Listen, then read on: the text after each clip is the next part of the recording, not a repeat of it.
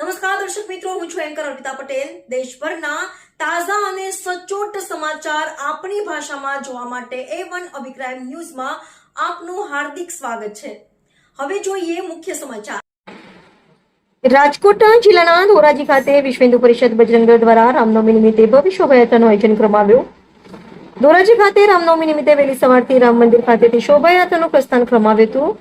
મોટી સંખ્યામાં ભાઈઓ તથા બહેનો જોડાયા હતા અને ધોરાજી શહેરના વિવિધ વિસ્તારોમાં શોભાયાત્રા ફરી હતી, જેમાં જય શ્રી રામના નારા લાગ્યા હતા અને સાથે ધોરાજી પોલીસ દ્વારા ચુસ્ત બંદોબસ્ત ગોઠવવામાં આવ્યો હતો. વિવિધ પ્રકારના સ્લોટ પણ જોવા મળ્યા હતા અને ડીજેના તાલે અભાવ્ય શોભાયાત્રા નીકળી હતી. ધોરાજીના વિવિધ વિસ્તારોમાં લોકો દ્વારા શોભાયાત્રા પર ફૂલોનો વરસાદ કરી શોભાયાત્રાનું ભવ્ય સ્વાગત કર્યું હતું.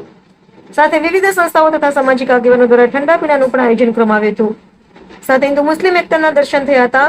હિન્દુ તથા મુસ્લિમ સમાજના ભાઈઓ દ્વારા હાથોડા કરી ભવ્ય સ્વાગત કરવામાં આવ્યું હતું. ત્યારબાદ જય શ્રી રામના નારા લાગ્યા હતા. મોં મીઠા કરી રામનવમીની શુભકામનાઓ પાઠવી હતી. રિપોર્ટર ફિરોઝ ચુનેજા, ધોરાજી. વિશ્વ હિન્દુ પરિષદ ધોરાજી પ્રખંડ પ્રમુખની જવાબદારી. આજરોજ રામનવમીની પાવન દિવસે ધોરાજીની અંદર એક ભવ્ય શોભાયાત્રા નીકળેલી હતી.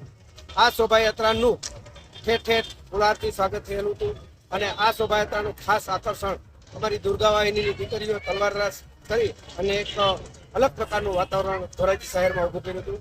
આ શોભાયાત્રાની અંદર ઠેર ઠેર સ્વાગત માટે ખાણીપીણીના સ્ટોલ, નાસ્તાના સ્ટોલ, ચા પાણીના સ્ટોલ કરી અને ખૂબ આગતા સ્વાગતા કરેલી હતી.